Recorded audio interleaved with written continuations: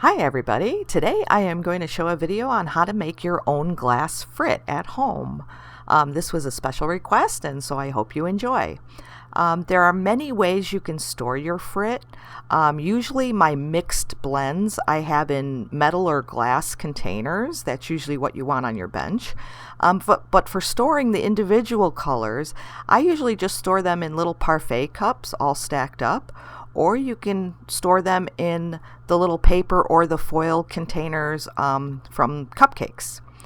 And so here is a picture of my stacked up parfait cups. All of those are individual colors. And so they just stack up and it stores pretty conveniently and economically. And then also I have a picture coming up, close up, of the little cupcake cups. So the little paper cups in the plastic container, and you can seal the top of that container. And they'll just stay in there and not move around, so it's really convenient. So just an FYI there. But so what I'm going to use here to chill my glass, which is how you make the frit, I have a ceramic container with some ice cubes in it, and then I also have a little foil pot pie pan, and also with cold water and ice cubes in it. And you can also use glass to do this. Just put cold water, maybe some ice in there would might help. And I'm just showing you simply how I'm making some orange frit here. A little piece fell off. You saw that break off. And this is another good way to use your little ends, your little rod ends and tiny pieces that you really can't hold on to. And what you want are paddles that can go all the way flat, like those ones.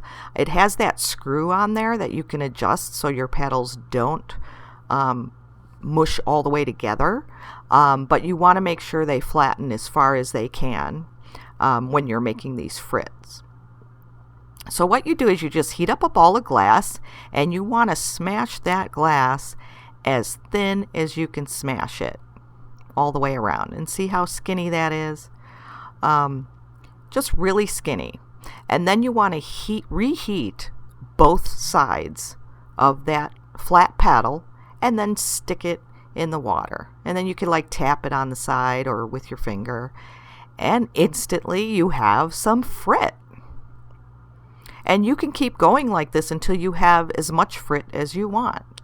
So now I'm going to melt again. And I believe this time I'm going to use my the other bowl, the other ceramic bowl. It works in either one, ceramic, glass, or metal. I think the actual foil bowl, for some reason, worked better for me this time. And it might have been I had more ice in it. So either way. So you just want to mash it really flat like that. And then reheat both sides until it gets really nice bright orange to yellow glow, and then just tap it, stick it in the water. It'll sizzle, and I just spilled water all over my torch. Isn't that great? I'm gonna have to clean that up, so I'll be back. Okay, now I'm back. And I forgot to start the video, so I already did this once. You could see different color frits in there. But this is, if you're doing like little shorts, I was just trying to show if you're doing a little short and broken ends that of different colors, that you want to make that combo of frit. So you could put whatever colors you want together to make a mixed frit blend. And you can just butt them up against each other on your rod like I'm doing here. I have that one I'm putting in the flame right now is red, and then the center one is yellow, and then of course I have that teal or turquoise blue. And so if I wanted all these colors together in one frit combo, I can just butt them up like this and then melt them all down, and I'll have automatically a mixed frit blend. If you don't want multiple colors, if you want to keep all your colors individually, you can melt full rods, of course, or you can take those individual pieces and butt it up on a clear piece of glass. And so then it won't be combined. You might have a tiny bit of clear that gets mixed in there, but it really won't be noticeable in your final bead because there'll be very, very little of it. And so there was the red, and so now I'm melting down the yellow and the blue, and I don't really care that they're combining because I want this Frit blend to be mixed with all the colors. So you really, it's not necessary that all the colors are separate for this process. And so I'm just mashing flat, and this is just the way you do it. If you're going to be doing a whole bunch of Frit, you might want to, if it seems like it's more difficult for your little paddle to crack, you might want to add some more ice to it. Your water might be getting a little warm. You can touch it and it could be getting a little bit warm on you. And so just add some more ice or get fresh cold water.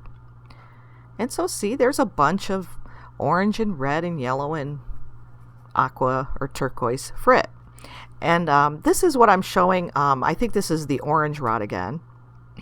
And I'm just melting this in on the end of a clear rod in case you want to just have one color. So I only want orange. And I'm just going to do it the same way. You just don't want to melt the clear too much. You want to get mostly the color that you have on the end there. And but if a little clear gets in, like I said, it's okay because it's not going to affect your bead. It shouldn't affect your beads. And so I just tapped that on the side of that little ceramic jar, and I got a bunch of orange Frit. And so you can make as much Frit as you want and store them for later. But this is how I actually prepare them to dry. I try to dump out as much water as I can, and then I have some paper towels. You can always use an old like rag towel or an old ratty towel that you're not using anymore. It doesn't have to be a paper towel, but paper towels, it seems like the Frit comes off of it. And so I just dumped that. It was a little off screen. I just dumped that onto the paper towel, and I folded it in half, and then I just roll it up. And this is just to help dry the Frit. And after this is partially dried, then I just let it sit out until it's totally dry. So I kind of try to get the water out of there, squish it, and then I unroll it back open. And you can actually put this in another container now, maybe one that won't get soggy on you, or you could just leave it on the paper towel and let it dry. And I have a bunch of Frit there. There's probably enough Frit to make quite a few beads, maybe 6 to 10 beads there. And so it's going to focus a little bit, and so there's a little Frit blend I have. And so that's how you can make your own Frit. Just let it dry out and then use it. Thanks so much for watching.